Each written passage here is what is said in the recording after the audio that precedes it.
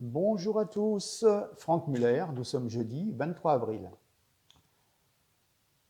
On va parler un petit peu de la politique française avant de parler des vaccins, de la crise du Covid-19. Alors, rappelez-vous, il y a quelques semaines, Macron, toujours en train de faire sa com, nous avait parlé de faire un consortium pour construire 10 000 respirateurs.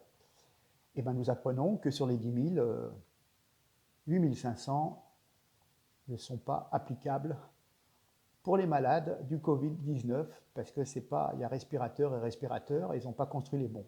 Incroyable, incroyable.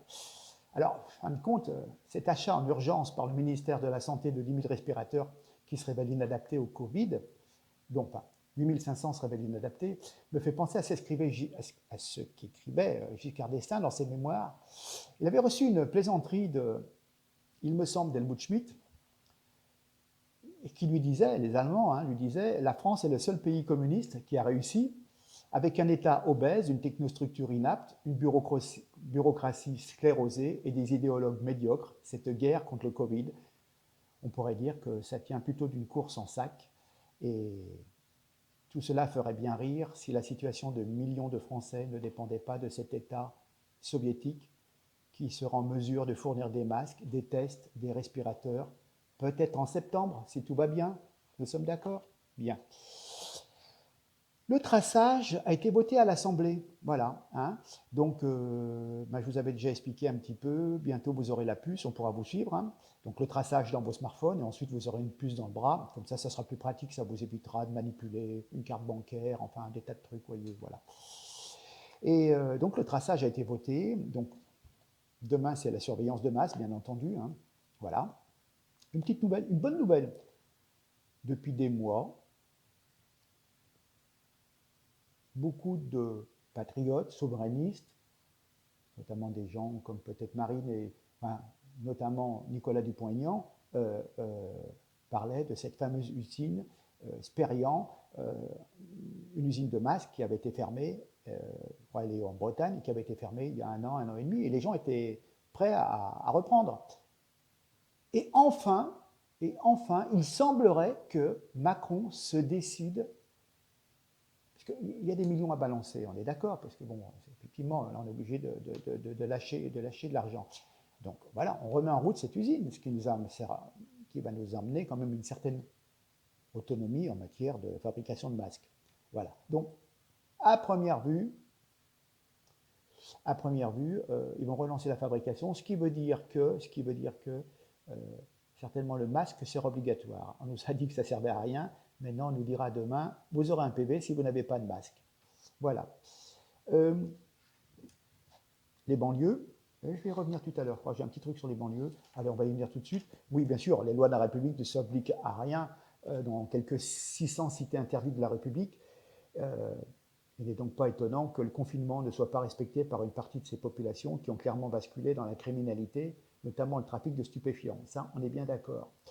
Et la préfecture de Paris a fait une note auprès des forces de police euh, qu'il y avait lieu d'éviter tout contact avec ce qu'elle a appelé les perturbateurs. Voilà. Hein. Donc, vous êtes le petit Français tranquille, vous sortez avec votre voiture, vous allez faire des courses. On va vous mettre un PV parce que vous avez acheté des couches pour votre gamin et que ce n'est pas des articles de première nécessité. Mais les glandeurs dans les cités qui vendent du shit, eux, il n'y a pas de problème. Ils peuvent continuer à vaquer à leurs occupations et à foutre le feu à des bagnoles sous prétexte qu'un mec qui se baladait à 9 h du soir, poursuivi par la police en motocross, il n'avait rien à faire dehors, il n'était pas casqué, il n'avait pas de masque, rien, euh, évidemment pas d'autorisation de sortie, et il avait déjà eu 15 inculpations, je crois, pour de la violence, peut-être du viol, enfin des menaces auprès de personnes. Donc c'est un gars, voilà, c'était pas un petit jeune qui vient de sortir, qui se fait alpaguer par la police. Le gars, il avait un beau casier, hein, d'accord, bon. Le mec, il ne veut pas se laisser contrôler par la police. Évidemment, il savait que la police, ils allaient lui dire ah oui, mais monsieur, vu votre casier, en plus vous baladez sur une moto qui était peut-être volée, motocross, certainement débridée qui fait un potin d'enfer.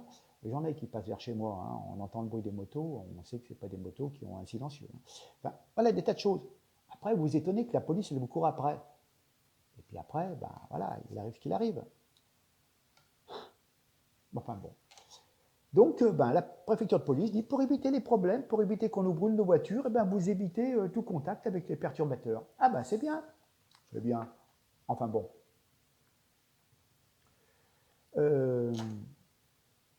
Oui, je revenais à notre Premier ministre, c'était lundi soir, oui. Notre Premier ministre, notre Premier sinistre, hein, nous a expliqué que tout avait été mis en œuvre par le gouvernement, que tout était sous contrôle, et puis pour finir par déclarer ben, que rien justement n'est réglé, rien n'est gagné, que le virus demeure inconnu, qu'aucun traitement n'est possible et qu'il n'est pas du tout sûr qu'un malade soit immunisé. Donc retour à la case départ, et puis en plus on vous explique, on essaie de vous faire peur en vous disant qu'il y aura certainement une deuxième vague, et puis, voilà. En ce moment on ne vous parle que de vaccins, voyez, on vous prépare le terrain, hein, vous allez y passer. Hein. Ceux qui n'aiment pas les piqûres, puis encore, si ce n'est pas une question de piqûres, il faut voir ce qu'on va mettre dans le vaccin. Alors, enfin bon, on peut quand même voir que le comportement de nos dirigeants a été marqué par l'impréparation, la désinvolture, le cynisme, et beaucoup de leurs actes ces actes relèvent de l'application du code pénal. Hein. Nous avons quand même une mise en danger délibérée de la vie d'autrui, non-assistance à personne en danger, détournement de biens. Nous avons affaire à une véritable collection, un véritable florilège. Hein. À la guerre, on juge les généraux incompétents, parfois on les fusille. Hein. Mais les présidents, les ministres, les fonctionnaires, le savent-ils qu'il peut arriver des problèmes? Si seulement on pouvait avoir une justice indépendante, car il y a eu quand même des gens qui ont porté plainte. Hein. Bon, je vais vous parler maintenant, oui, qu'est-ce que je voulais dire? Oui. Macron, effectivement, j'en reviens au discours de Macron, il n'a pas changé, hein. Il n'y a toujours rien de nouveau. J'ai été surpris il y a une semaine, je reviens là-dessus, quand il a parlé, il n'a pas dit en fin de compte qu'il mettait un terme à la réforme des retraites. Hein. Il continue à faire des discours un petit peu contradictoires pour plaire à tous les publics. Ça avait marché, hein. Il y avait des personnes qui étaient convaincues. Bon, voilà. Donc il ne reconnaît pas ses fautes, il a du sang sur les mains, mais il ne reconnaît pas son incompétence. Bon. Jamais d'excuses, ni de condoléances pour les 15 000 morts, voire maintenant 20 000, oui, d'accord. Et puis en fin de compte, un petit détail, rien ne nous dit également que la date du 11 mai ne sera pas repoussée. Et puis après on vous dit, ah oui mais pas tout le monde en même temps, le déconfinement sera progressif. Castaner nous a dit ensuite, le 11 mai c'est un objectif, ce n'est pas une certitude. D'accord? Ah oui, ça change tout. Enfin bon. Enfin, comment vouloir ouvrir les écoles sans moyens pour assurer la protection des Français? Une pure folie qui donne un faux espoir à nos compatriotes, en fin de compte. Vous voyez, on repousse chaque fois les 15 jours, après ça sera dans un mois, après c'est le 11 mai, et chaque fois et puis après on va vous dire, ah oui, mais pas tout le monde en même temps, mais ça va mettre la vie en danger des gens, et enfin bon, c'est pas un président responsable, hein, c'est plutôt quelqu'un qui est complètement irresponsable. On continue à dépendre d'importations chinoises incertaines, on n'a pas de production nationale qui réponde à nos besoins vitaux, on va déconfiner des Français sans leur fournir de masques ou en leur mettant des masques en tissu fabriqués par les couturières. Enfin bon, on a reconnu, oui, Macron a reconnu qu'on n'allait pas tester les gens pour savoir s'ils sont contagieux, mais sans symptômes. Enfin bon, on va mettre tous les gamins dans les écoles, comme ça on aura un bouillon de culture virale, et puis hop, on dira, ah, il y a une deuxième vague épidémique. Eh bien oui, voilà. Hein. Alors je ne comprends pas, parce qu'en fin de compte, beaucoup de pays ont rétabli les frontières, les contrôles aux frontières, et puis nous, ben, on continue à avoir les frontières ouvertes, tout le monde rentre, il n'y a pas de problème. Voilà. Donc, si vous voulez, Emmanuel Macron n'a tiré aucune leçon de sa légèreté d'avant-crise. Il continue à préférer exposer les Français au risque du Covid-19 plutôt que de prendre des mesures de précaution qui s'imposent afin de les déconfiner en toute sécurité, mais avec des moyens, chose qu'on n'a pas. Bien, je reviens... Enfin, je voudrais revenir quand même un petit point de détail ici quand même. Je voudrais quand même parler des gens. Les gens, la France d'en bas. Et oui, la France d'en bas. Les sans-dents. Vous savez, ceux qui sont rien dans les gares. Hein, et bien la France, elle serait dans le chaos s'il n'y avait pas les gens d'en bas. Hein, parce que ce n'est pas les héros du CAC 40 qui sauvent la France. Hein. La France ne serait plus rien sans ceux qu'on la gagne. Ces espèces de gilets jaunes là qu'on a gazés, frappés, humiliés, traités de tous les noms, dont les journalistes ont fait des choux gras chaque samedi en les traitant de tous les objets, tous les adjectifs méprisants, la fièvre jaune. Ces pauvres gens qui souvent ne bouclent pas les fins de mois, ce peuple que nos pseudo-élites, complètement perdus dans leur nébuleuse du chiffre, ignorent en les qualifiant de facilement remplaçables. Et oui, vous savez, les techniciens de surface, les aides-soignants, les pharmaciens, les infirmiers, les médecins urgentistes, les médecins libéraux, les caristes, les chauffeurs routiers, les instituteurs, les professeurs, les garagistes, les vigiles, des artisans libéraux, des agriculteurs, des ouvriers d'industrie, des militaires, des pompiers. Ben, cette classe moyenne laborieuse porte la France sur ses épaules, sans appât du gain, avec détermination, courage. Ils font tourner cette vieille France qui a connu bien des guerres, des famines, des victoires, des défaites. Mais elle sera toujours là, la France. Alors quand on pense à tout ce mépris, ce déchaînement de haine envers des gens qui ont connu des dernières années très difficiles, qu'on a gazés, qu'on a matraqués, et qui, en fin de compte, font tourner la boutique, hein, parce que s'il n'y avait pas eux, les logisticiens, les grandes surfaces, les caissières de grandes surfaces, etc. Et oui, on y est. Et oui, ce n'est pas les mecs qui ont des postes de direction à la banque qui font tourner la France, hein, c'est les petites gens. Là. Voilà. Hein. Pour 1000 balles, eh ben, ils se mettent un masque et puis ils risquent d'attraper le corona. Voilà. Alors, j'aime bien la manipulation. Il y a une vidéo qui tourne, si je la retrouve, je vous la mettrai. Il y a une vidéo qui nous explique la gestion des moutons. Le secret pour rendre docile un troupeau, on joue sur la peur. On fait croire qu'il y a la peur du loup. Et sur le besoin de sécurité, ça revient à ce que je vous disais la dernière fois, hein, on vous fait peur. Hein.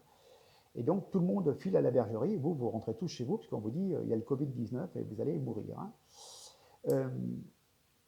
Effectivement, la peur court-circuite la réflexion, et le but de cette vidéo, en fin de compte, c'est qu'on réfléchisse un peu tous ensemble à ce qu'on veut bien nous raconter. Hein.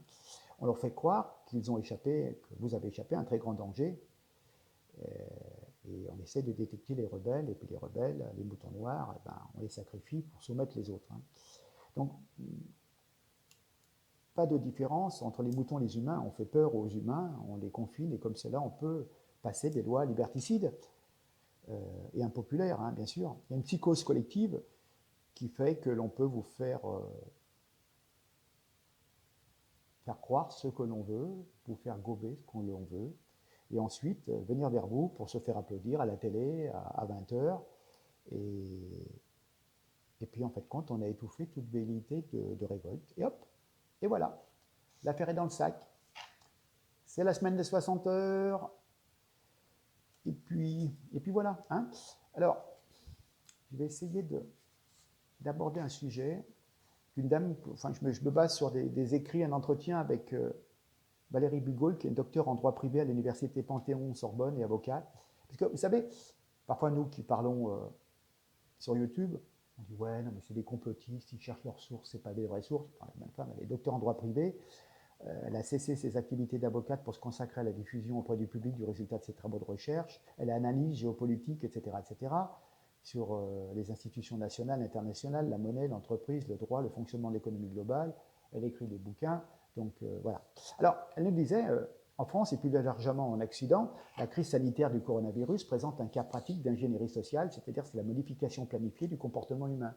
On cherche à vous diriger dans une direction et on vous met des panneaux pour vous faire bien aller dans un sens, c'est-à-dire il y a la maladie d'un côté, le gouvernement est là pour vous protéger, allez, suivez la cible, ne sortez pas de la file, restez, voilà. Donc voilà, et puis donc il y a la gouvernance par le chaos, on vous fait peur, hein, toujours. Toujours avec la même structure qu'avec la menace terroriste. Souvenez-vous, il y a un mélange de réel et de fiction, combiné à deux stratagèmes bien connus qui sont le pompier pyromane et ce qu'on appelle le triangle de Cartman, c'est-à-dire l'enfant est une victime, car il est dépendant, et les parents jouent à tour de rôle, le rôle de bourreau et de sauveur. Hein. Le papa donne des punitions, et puis en même temps, eh ben, il vient réconforter son gamin. Hein. D'accord ?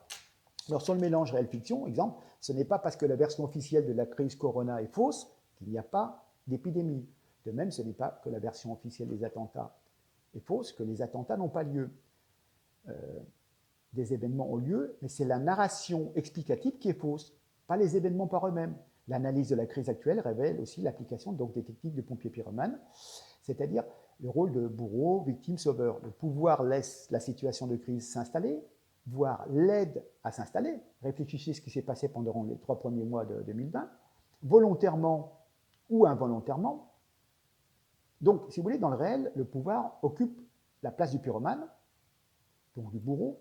Et une fois que la crise est installée et en cours, le pouvoir se présente comme le sauveur, qui va donc nous sauver de la crise qu'il a lui-même installée furtivement, tel un pompier qui éteindrait l'incendie après l'avoir lui-même allumé discrètement. Et c'est comme ça qu'on se fait réélire en 2022. Nous sommes face à une sorte de dissonance cognitive globale parce que les phénomènes auxquels nous sommes confrontés reçoivent une ou plusieurs explications officielles, partielles, contradictoires, erronées. Les masques ne servent à rien, maintenant on va vous dire qu'il faut mettre des masques, bientôt ils seront obligatoires. Vous voyez, on vous raconte tout et son contraire. Voilà. En réalité, la méthodologie suivie dans la couverture de cette crise du coronavirus est similaire à celle qui nous est imposée d'une façon générale pour orienter des processus intellectuels par un émiettement des connaissances. Vous n'avez jamais vraiment l'historique complet et le pourquoi du comment. Alors, chacun nous recevons des retours en provenance du corps médical, d'organisations internationales, provenance de différents pays du monde, des sources d'informations qui sont différentes, de notre gouvernement qui nous raconte des bobards le plus souvent, d'autres sources d'informations, des médias dits indépendants, alternatifs, qui contredisent partiellement ce qui est dit par le gouvernement. Voilà. Alors, il faut remettre de l'ordre un petit peu. Alors, dans l'ordre, nous avons, réfléchissez bien, suivez-moi, l'apparition peu préparée d'un virus en Chine, pays qui connaît historiquement cette typologie de virus. C'est une habitude chez eux. Ensuite, une série de nouvelles alarmistes en forme d'hécatombe. Bien sûr, le virus se répand sur la surface du globe, pendant que l'on apprend que la Banque mondiale, avait prévu dès 2017 des bonds spécifiques aux pandémies, c'est-à-dire des obligations. Donc, il y a presque 3 ans, ils avaient déjà prévu qu'il y aurait des épidémies et qu'il faudrait pallier à la déconfiture industrielle et financière des pays occidentaux et qu'il faudra les aider, donc de faire des obligations spécifiques aux épidémies. Et puis en plus, vous avez l'Italie de pays touchés et d'innombrables populations confinées pour prétendument lutter contre la propagation du dit virus. Pendant que les morts se multiplient et que les services hospitaliers étouffent littéralement sous cette affluence de gens qui sont à détecter, à traiter. Bien sûr, cela se produit dans un contexte géopolitique très particulier où la puissance économique chinoise est arrivée à maturité et quelque part, ils se sont un peu alliés à la puissance militaire russe pour contrer l'hégémonie américaine. Voilà. Il faut savoir quand même que les USA et ses alliés, depuis quand même quelques dizaines d'années, au bas mot, sont gouvernés par un phénomène politique qui représente l'intérêt commun et par un cartel d'entreprises dirigées par des banques d'investissement depuis la Cité de Londres, la City. Les États occidentaux n'existent plus. Nos pays ne sont plus souverains. Ils ont été privatisés lorsque le contrôle de leur monnaie est tombé dans les mains des banquiers privés, ce qui explique en Europe l'apparition des institutions européennes qui ne sont que la formalisation politique de cette capture des règles d'organisation des peuples par des intérêts privés. D'accord? Les lois sont votées à Bruxelles. Et en fin de compte, nos députés enregistrent des lois, mais des lois en accord avec les directives de Bruxelles. Vous êtes d'accord? Donc, il y a un tableau clair qui se dessine. Donc, il y a un virus très contagieux qui devient dangereux lorsqu'il se fixe dans les poumons et les voies respiratoires. Les patients à ce stade n'ont quasiment plus de virus dans le corps et il devient inutile de leur appliquer le traitement du professeur Didier Raoult parce que c'est son traitement de chloroquine, c'est au début qu'il faut le faire. C'est pour ça qu'il faut que ce soit la médecine de ville qui détecte et qui prescrit azithromycine, chlorochlomycine, chloroquine et terminé. C'est à titre préventif, et puis bon, si vous passez le cap, tant mieux. Mais quand les gens sont déjà sous respirateur et on vous dit « Ah, la chloroquine, ça ne marche pas ». Ah non, mais attendez, monsieur, prenez de l'aspirine quand vous êtes à la veille de mourir, ça ne va pas marcher. Mais si vous le prenez au début du mal de tête, ça marche. Vous voyez, bon, on ne va pas en venir. Mais dans les résultats des tests, des analyses, ils retiennent ce qu'ils veulent et ils n'expliquent pas de quelle façon ils sont arrivés au... Voilà. Docteur Raoult, voilà, c'est une chose, mais on voit quand même qu'ils ne sont pas objectifs, quoi. Voilà.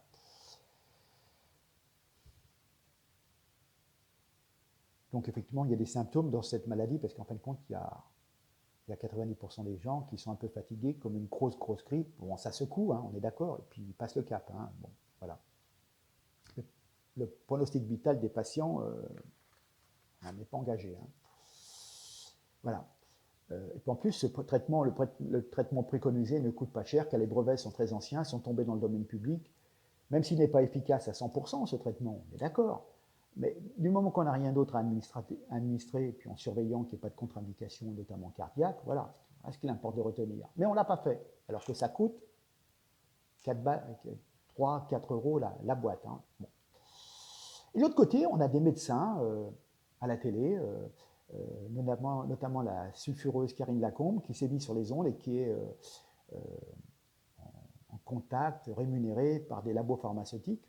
Et tout l'appareil d'État, les corps constitués, l'INSERM et tout, sont tous reliés de près et de loin au lobby pharmaceutique, qui sont montés au créneau pour disqualifier les travaux de certains spécialistes. Hein. N'oubliez pas que la campagne de Macron était partiellement financée par toutes ces boîtes, ce qu'on appelle la Big Pharma.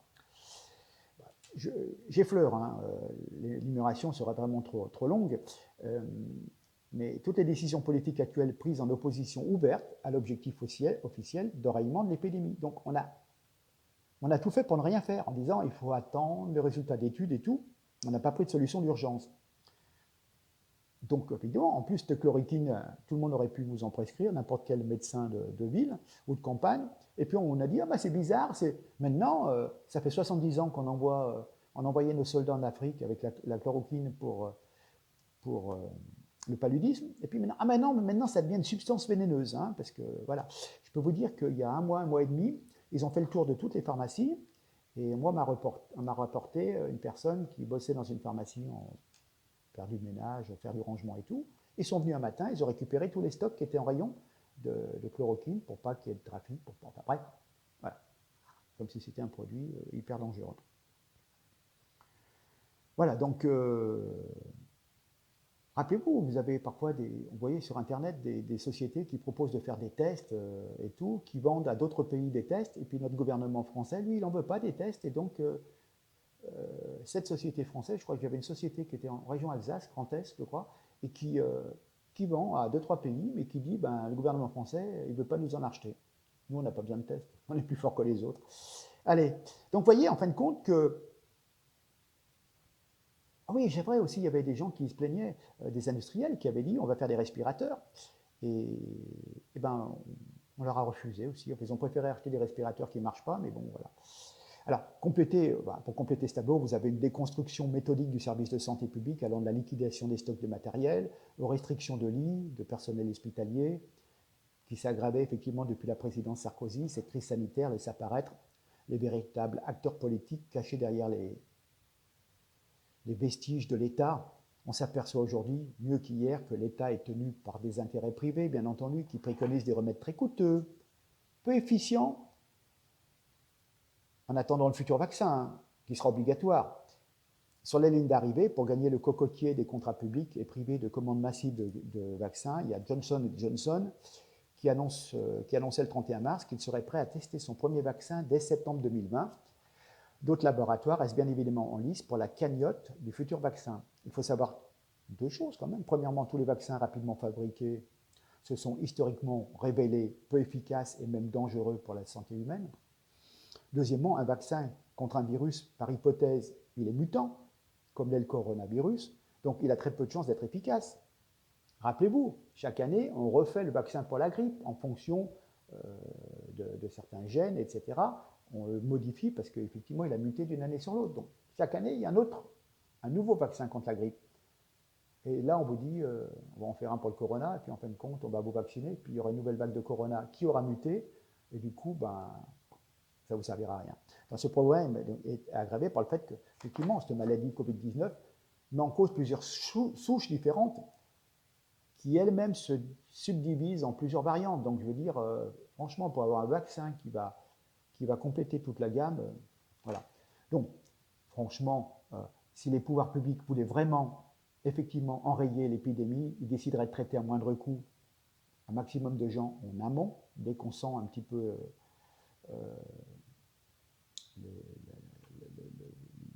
le rhume, etc., on sent que vous commencez à avoir de la fièvre et tout, c'est là qu'il faut mettre la chloroquine.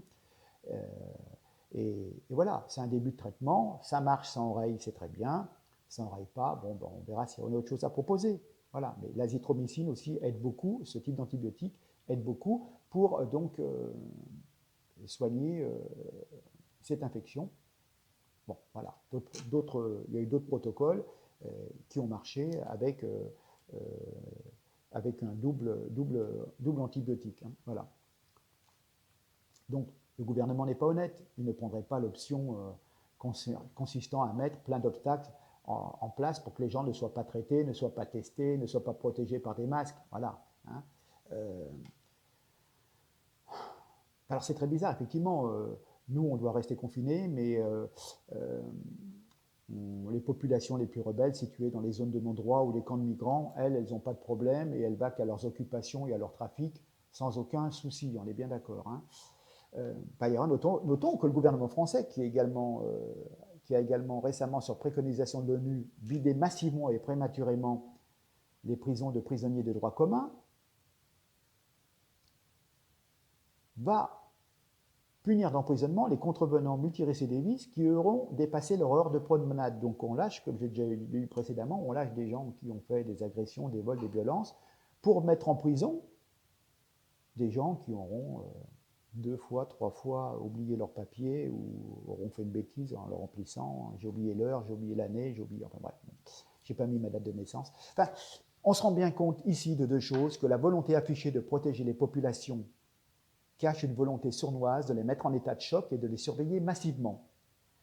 Cette anarchie sociale en cours de développement est consciencieusement organisée par les pouvoirs publics eux-mêmes sous le faux prétexte d'enrayer une épidémie. On est compte que 3 milliards de personnes sont appelées à se confiner dans le monde.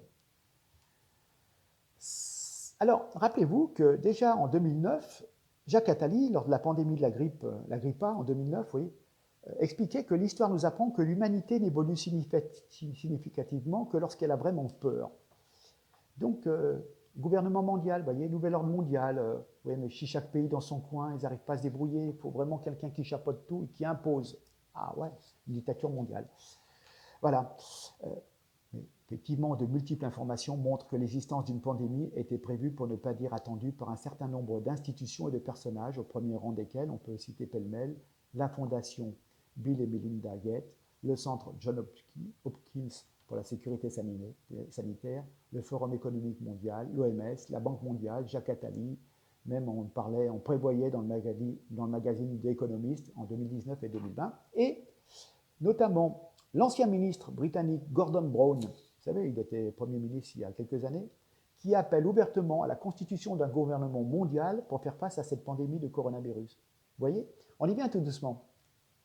Eh oui, donc on fait face à une situation inédite dans l'histoire dans laquelle un petit groupe de gens, cachés derrière l'anonymat des capitaux et des institutions internationales et menés par quelques banquiers privés, organisent des chocs ou tirent parti de chocs afin de faire avancer leur agenda global de prise de contrôle politique du monde en instituant un gouvernement mondial.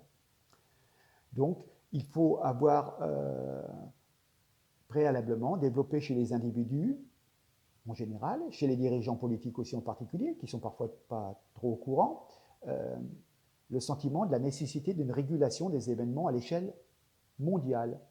Une pandémie est en effet le phénomène qui répond le mieux à ce type de besoin. Dès le départ, on peut et on doit suspecter une manipulation. Vous n'avez pas assez peur, on vous parle d'écologie, la fonte des glaciers, etc., qu'il faut tout revoir. Et en fin de compte, on n'arrive pas à faire assez peur aux gens avec voilà, les verts, l'écologie. Et donc, du coup, une pandémie, ah bah, alors là, ça vous fout la trouille, là, c'est sûr. Hein. Alors, on a bien vu que ce corona résulte de la combinaison aidée, certainement, de 2 virus naturels, combinaison qui aurait malheureusement, malencontreusement, fuité d'un ou de plusieurs laboratoires. Nous ne saurons probablement jamais le véritable déroulement des événements ayant abouti à la dissémination de ce type de virus. Après, la chauve-souris qui a mordu le pangolin, ou... Alors, est-ce qu'on a mangé la chauve-souris ou on a mangé le pangolin? Enfin bref, voilà. Ensuite, en raison de l'homogénéisation de la réponse politique apportée à cette crise sanitaire par différents pays, il est tout à fait nécessaire que les citoyens victimes, nous sommes victimes de ce qu'on veut bien nous raconter, les bobards qu'on nous raconte, il faut aiguiser votre vigilance et vous tenir sur leur garde, car la manipulation devient évidente dans le contexte de privatisation généralisée des États. Toutefois, on ne saurait, nous dit cette éminente politologue-là, il y a une impérieuse nécessité de discriminer les informations reçues. À titre personnel, je ne pense pas qu'il faille mettre sur un même plan la réponse politique chinoise et la réponse politique des pays européens. Il ne faut pas oublier que la Chine, actuel opposant victorieux à l'hégémonie économique du bloc de l'Est sous l'égide de l'OTAN, a été le premier pays attaqué par ce virus. Rappelez-vous que les dirigeants chinois ont publiquement incriminé les djihadistes américains dans la propagation du virus sur leur territoire. Oui, on ne saura jamais si c'est les Chinois qui ont lâché ça exprès, ou si les Américains ont lâché ce virus en Chine pour faire porter le chapeau aux Chinois. Rappelez-vous qu'à Wuhan, il y a eu, je crois, une espèce de Jeux olympiques des forces armées. Hein. Chaque pays envoie un contingent de militaires participer à des épreuves sportives, voilà, des espèces de mini-jeux olympiques, et ça s'est passé à Wuhan, je crois, en septembre ou novembre. Septembre, octobre, novembre, je n'ai plus la date exacte. Voilà. Donc on peut très bien penser que des djihadistes américains allant participer à cette épreuve, donc ça permet, la ville a été quand même relativement ouverte au niveau des contrôles, hein, vous avez un afflux de quelques centaines de sportifs militaires, on peut très bien penser qu'un Américain infiltré par les services spéciaux, et puis avec le virus, une fiole de virus, contaminé quelque chose, et puis que, voilà, que l'épidémie se répand. Vous voyez? Donc, il y est, on fait avec. Après, si c'est de la faute à Pierre, à Paul ou à Jacques, ça, on ne saura jamais. Alors, je vous ai cité Gordon Brown, je vais juste y revenir parce que j'étais tombé sur un article que j'avais mis de côté, je vous ai vous en parler, et voilà. L'ancien, c'est quelque chose que j'ai dû imprimer, je me suis imprimé il y a un mois et demi, mais bon, j'étais déjà sur le coup, vous voyez, et l'ancien Premier ministre Gordon Brown appelle un gouvernement mondial pour lutter contre le coronavirus, et voilà, c'est écrit, c'est la même chanson, sous prétexte d'une réponse mondiale coordonnée, il faudrait abolir la souveraineté d'États parfaitement aptes à se coordonner, si on n'en met pas des bâtons dans les roues. L'ancien Premier ministre du Royaume-Uni, Gordon Brown, a appelé les dirigeants mondiaux à créer une forme temporaire, c'est toujours temporaire, hein, de gouvernement mondial pour lutter contre l'épidémie du corona. Il souhaite que les organisations internationales, comme l'OMS, l'Organisation mondiale de la santé, l'ONU, soient dotées de pouvoirs exécutifs qui l'emporteraient sur la souveraineté nationale dans le cadre d'un nouveau système supervisé par des dirigeants mondiaux et des experts de la santé. Il nous a dit, ce n'est pas quelque chose qui peut être traité par un seul pays, dans un seul pays, il faut une réponse mondiale coordonnée. Voilà, un groupe de travail international veillerait à ce que les efforts et les banques centrales soient coordonnés, aiderait à trouver un vaccin et empêcherait les profits. Tu parles comme ça empêcherait les profits. Voilà, il souhaite que la Banque mondiale et le Fonds monétaire international reçoivent plus d'argent et de pouvoir. Nous avons besoin d'une sorte d'exécutif qui fonctionne. Je ferai du G20 une organisation plus large, car dans les circonstances actuelles, vous devez écouter les pays qui ont des résultats et les pays où un nombre massif de personnes peuvent être touchées. Mais attendez, excusez-moi, mais la propagation de la pandémie, en premier lieu, quelle est la cause? La cause, c'est le mondialisme. C'est le fait d'aller chercher des pamplemousses en Chine et des poires au Chili. Voilà, sans aucun contrôle, sans droit de douane, sans... Voilà, on vend du bois en France aux Chinois, qui envoient ce bois en Chine, qui en font des meubles, et qui ensuite nous le renvoient. Non mais attendez, vous vous rendez compte du nombre de kilomètres, de milliers de kilomètres? Et après, on vous parle d'écologie, et on vous dit, monsieur, pour faire 10 kilomètres pour aller travailler, vous roulez en diesel, vous êtes un criminel. Un peu de logique, non? Rappelez-vous d'ailleurs que, alors que le virus faisait rage en Chine, l'OMS a insisté à plusieurs reprises pour que les pays n'imposent aucun contrôle aux frontières. Et lorsque finalement on a fermé les frontières, enfin, certains pays, hein, sauf la France évidemment, puisque nous c'est opération porte ouverte, hein, ils ont fermé leurs frontières quelques semaines plus tard, mais c'était déjà trop tard. Voilà, j'espère que ça vous a intéressé, hein. Bon, c'est pas moi qui ai tout pensé, je me suis appuyé sur un entretien de quelqu'un d'éminent. Mais voilà, j'avais envie de le partager avec vous parce qu'effectivement, ça pose une structure, il y a un scénario, et vous voilà. Voilà ce qui se passe. On ne fait rien au départ, on laisse s'envenimer la chose, après le gouvernement arrive, tout le monde confiné, etc. etc. Puis voilà, puis on vous dit on prend des mesures provisoires, vous allez travailler, et puis là on va vous enlever des jours de congé. Et puis après on vous fait des effets d'annonce. J'ai discuté avec une infirmière, elle me disait, tu te souviens de l'impôt sécheresse, là, ils avaient dit qu'ils donneraient 1000 euros aux infirmières et tout. Mais en fin de compte, moi je ne l'ai jamais eu cette prime, c'était 1000 ou 1500 euros, parce qu'il fallait avoir travaillé un mois complet, au mois de juillet, en pleine sécheresse. Vous pensez bien que les gens ils prennent des congés. Alors, en fin de compte, très peu de personnes ont touché cette prime. Vous voyez ce que je veux dire? Ah ben là, c'est pareil. Euh, certainement, il y a des petites lignes à lire. On va donner 1000 euros de prime aux infirmières en région parisienne ou dans le Grand Est, parce que c'était des zones très, malheureusement très infectées. Mais tout dépend le nombre d'heures qu'elles ont faites. Et si elles ont bossé qu'une quinzaine sur un mois complet, elles n'ont peut-être pas droit. Enfin, vous voyez, il y a des tas de trucs, on ne sait pas. Et vous imaginez que vous allez toucher des choses, et puis en fin de compte, vous ne touchez rien du tout. C'est que des effets d'annonce. Voilà. Donc je vous rappelle ma dernière vidéo, la numéro 111, j'expliquais bien, même s'il y a un nombre important de... je referai quelque chose sur les statistiques au 30 avril ou au 1er mai, les chiffres. Il n'y a pas 20 000 morts, il y a quelques milliers de morts en plus, mais dans les 20 000 morts, on compte tous les vieux qu'on a euthanasiés.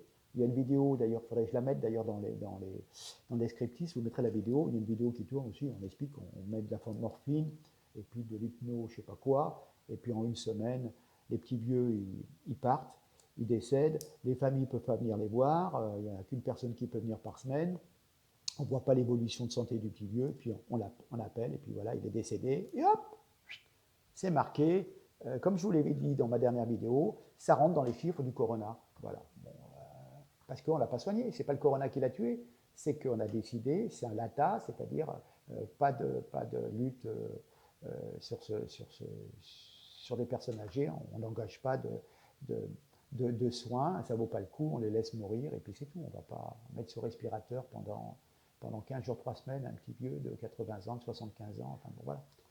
Voilà. Il faut le savoir. Après, moi, je transmets ce que j'arrive à ressentir et ce que j'arrive à lire à droite, à gauche. Je me fais mon opinion. Voilà. Maintenant, ça commence à transpirer un petit peu. Hein, que les petits vieux, d'ailleurs. Ah, mais ben, Dupont-Aignan a fait une vidéo hier en disant ben, c'est suite à un article du Canard enchaîné qui a dit ben, voilà, des consignes ont été données mi-mars qu'il ne fallait pas mettre en réanimation les gens à partir d'un certain âge, que ça ne servait à rien. C'est le Canard enchaîné. Voilà. Bon, c'est pas, hein, bon, c'est pas des thèses complotistes que je suis allé chercher sur Internet. Voilà. Canard enchaîné. Nicolas Dupont-Aignan l'a repris, on a fait une vidéo, je crois, hier. Donc, attendez, c'est des directives qui ont été données, c'est très grave, c'est très grave. Ça peut mener au procès de nos dirigeants. Mais encore faut-il que certaines personnes ici aient des couilles, excusez-moi. Hein, voilà. Bon, j'espère que cette vidéo ne sera pas censuré. N'oubliez pas, je suis censuré sur Facebook. Alors partagez un maximum. Hein, partagez un maximum. Les prochaines fois, je vais vous parler de l'ami Bill Gates.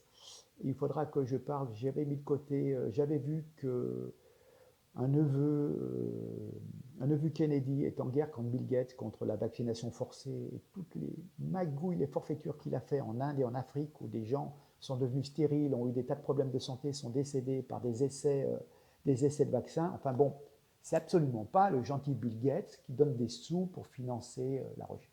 Il a mis main basse sur l'Organisation mondiale de la santé. Il détourne de l'argent pour que, au lieu de mettre de l'argent, si vous voulez, sur la partie hygiène, sanitaire, pour que les gens aient accès à l'eau potable, etc. Lui, ah ben, il faut vacciner tout le monde. Voilà, on vaccine. Les gens boivent de l'eau croupie, c'est pas grave, on leur fait un vaccin comme ça, du coup, ils ne chopent pas le tétanos, ils ne chopent rien, enfin, la diphtérie, ils seront vaccinés. Voilà. Vous bouffez de la merde, mais c'est pas grave, vous êtes vaccinés. Voilà.